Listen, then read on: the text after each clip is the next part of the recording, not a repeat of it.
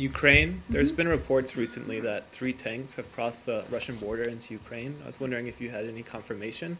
And if proven true, would this be a step that warrants further sanctions? I think I do have something on this. Unfortunately, I'm not sure I have it with me. So why don't we get that to you and anyone else who's interested after the briefing.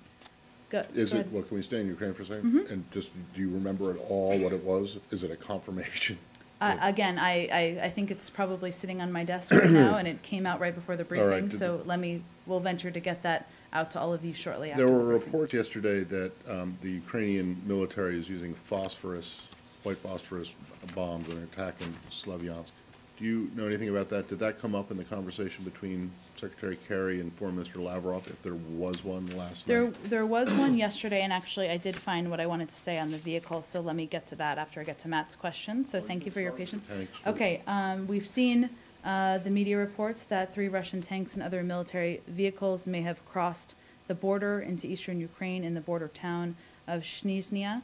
We have long condemned the flow of Russian fighters and arms into Ukraine as destabilizing and a violation of Russia's Geneva commitments. If these latest reports are true, which I don't have confirmation of, this incursion marks a serious and disturbing escalation of the crisis in eastern Ukraine. As you know, there are a range of factors we look at as it relates to consequences. I don't have anything to outline on that front at this point in time. Your question, I'm sorry, was about the phone use of call phosphorus? and about phosphorus. The Secretary did speak with Foreign Minister Lavrov just yesterday afternoon. They discussed 2 issues, the ongoing situation on the ground in Ukraine. They did not talk about that specific issue. The Secretary encouraged Foreign Minister Lavrov to encourage President Putin to directly engage with President Poroshenko. We've seen reports that they had a phone call today.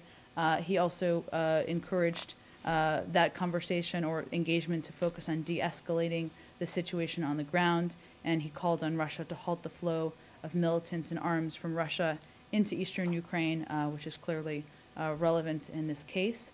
They also discussed Syria's chemical weapons program.